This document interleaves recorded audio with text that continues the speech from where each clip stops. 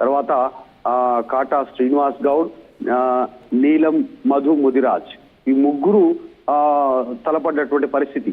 So ఇప్పుడు ఆ ముగ్గురు సేమ్ పార్టీలో ఉన్నారు. ఒక బీజేపీ నుంచి నిలబడ్డటువంటి వ్యక్తి మాత్రమే సపరేట్ గా ఉన్నటువంటి పరిస్థితి. కానీ మిగతా వాళ్ళంతా కూడా ఒకే పార్టీలో చేరినటువంటి పరిస్థితి. పెద్ద అసమ్మతి నడుస్తా ఉంది అక్కడ ఆల్రెడీ. కాటా శ్రీనివాస్ గౌడ్ అయితే గూడెం మైపాల్ రెడ్డి వర్గాన్ని వ్యతిరేకిస్తా ఉన్నారు.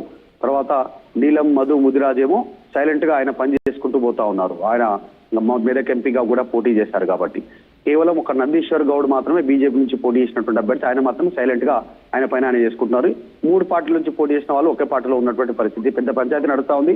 సో అక్కడ ఉన్నటువంటి సిచ్యువేషన్ ని తట్టుకోలేకపోతున్నారు. కాటా శ్రీనివాస్ గౌడ్ పెడతా ఉన్నటువంటి పొలిటికల్ కాకని గూడెం మైపాల్ రెడ్డి ఎమ్మెల్యేగా ఉన్నా కూడా దాన్ని కంట్రోల్ చేయలేనటువంటి పరిస్థితి. మొత్తం కాంగ్రెస్ అంతా కూడా మొత్తం కాటా శ్రీనివాస్ గౌడ్ వెంట నడుస్తా ఉంది పటాన్ చెరువుకు సంబంధించిన. సో కాంగ్రెస్ అంతా కూడా పటాన్ చెరువు ఎమ్మెల్యే అయినప్పటికీ కూడా గూడెం మైపాల్ రెడ్డి వెంట నడడానికి సిద్ధంగా లేరు, వ్యతిరేకిస్తా ఉన్నారు. అడుగున ఆయనను అడ్డుకుంటున్నటువంటి పరిస్థితి మధ్యకాలంలో. సో ఇక తప్పదు, కాంగ్రెస్ పార్టీలో ఉన్నా నేను నాకు పెద్దగా లాభం జరిగేటువంటి పరిస్థితి లేదనేటువంటిది ఆయన గతంలో మాట్లాడారు. ఈ మధ్యకాలంలో మళ్ళీ ఇప్పుడు డైరెక్ట్ గా బహిరంగంగా మాట్లాడినటువంటి సిచ్యువేషన్.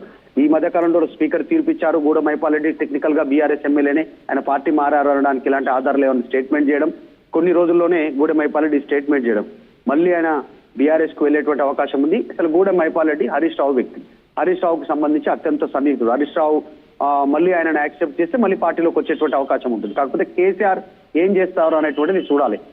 గతంలో కేటీఆర్ ఒక స్టేట్మెంట్ చేశారు, పార్టీ మారిన 10 మంది ఎమ్మెల్యేలు కేసీఆర్ కాళ్ళు మొక్కిన తీసుకోమనేటువంటి స్టేట్మెంట్ చేశారు. అంటే మరి ఇప్పుడు వస్తే తీసుకుంటారా, కాళ్ళు మొక్కితే తీసుకుంటారా, లేకపోతే ఎట్లా అనేటువంటిది గత కొంతకాలంగా పొలిటికల్ సర్కిల్ చర్చ జరుగుతూనే ఉంది.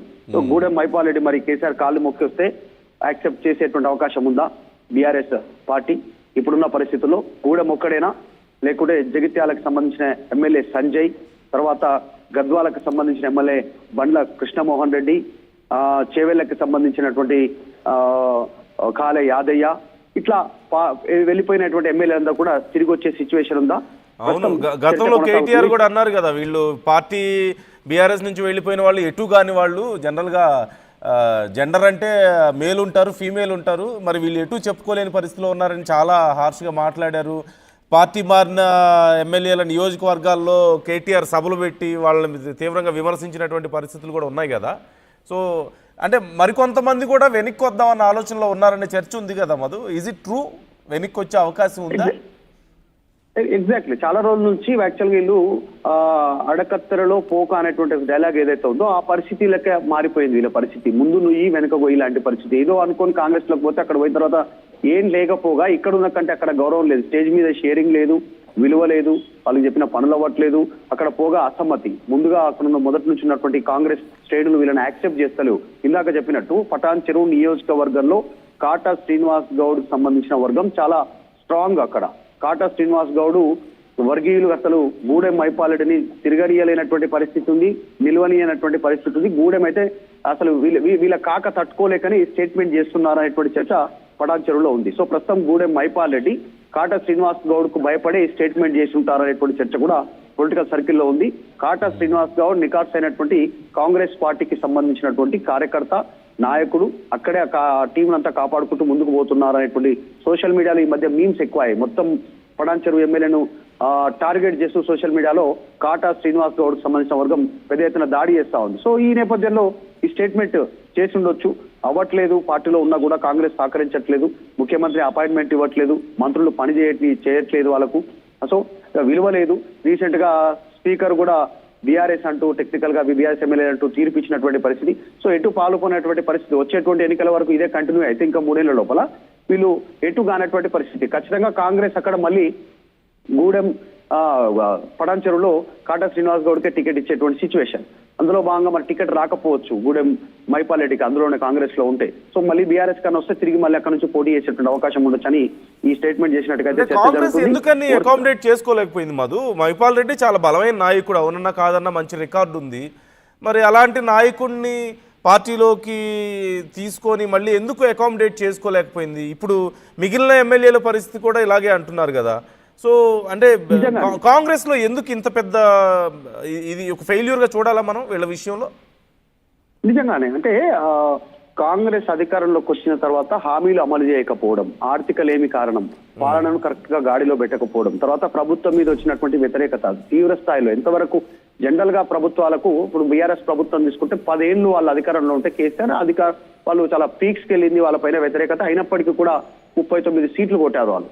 అంత వ్యతిరేకత ఉండింది, ప్రభుత్వం పోయింది. కానీ కాంగ్రెస్ అట్లా కాదు. ఇన్ని సంవత్సరాల తర్వాత అధికారంలోకి వచ్చి కూడా కేవలం సంవత్సర కాలం లోపనే చాలా 100% వ్యతిరేకతను మూట కట్టుకున్నటువంటి పరిస్థితి. తర్వాత ఇంకొక సంవత్సరం లోపల అది ఇంకా పీక్స్కి వెళ్ళింది. ఇంకో 150%, 200% వ్యతిరేకత, కాంగ్రెస్ పైన వ్యతిరేకత వ్యక్తం చేస్తున్నటువంటి పరిస్థితి ప్రజల్లో. దానికి కారణం పథకాల అమలు, తర్వాత నియోజకవర్గాలకు సంబంధించిన విషయంలో, అభివృద్ధి విషయంలో తక్కువగా దృష్టి పెట్టడం, డైరెక్ట్ గా ముఖ్యమంత్రి అప్పులు అయినాయి, ₹1 లేదు, ఏం చేయలేని పరిస్థితి ఉంది, అప్పుల కోసం తిరుగుతా ఉన్నాం, రాష్ట్ర ఆర్థిక పరిస్థితి బాగాలేదు అన్నటువంటి స్టేట్మెంట్ చేయడం. ఈ స్టేట్మెంట్ చేయడానికి రీజన్ ఏంటంటే ఇప్పటికిప్పుడు మేము ఇచ్చిన హామీలు అమలు చేయలేము, 6 గ్యారంటీలు కావచ్చు, రైతు భరోసా కావచ్చు, ఇంకా వీటన్నిటికి సంబంధించి అమలు చేయలేము అనేటువంటి క్లారిటీగా చెప్తున్నాం. ఫీజు రియంబర్స్మెంట్ కావచ్చు, ఓవర్సీస్ స్కాలర్షిప్ విషయంలో కావచ్చు, ఇంకా ఒక్కటి కాదు అన్ని రంగాలకు సంబంధించినటువంటి విషయంలో ఇప్పుడు ప్రభుత్వ ఉద్యోగులకు టీఏ, డిఏ రూపంలో కావచ్చు, వాళ్ళకి ఎవరికి ఏం చేయలేనటువంటి పరిస్థితి. సో ఎవరిని సంతృప్తి పరచలేక ఆ స్టేట్మెంట్ చేస్తాం. అది తీవ్రమైనటువంటి వ్యతిరేకత మూట కడుతుంది. ఒకటి,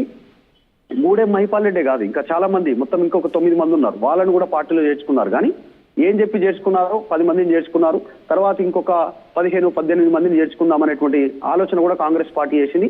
ఈ వ్యతిరేకత వల్ల వచ్చే వాళ్ళు రాలేదు.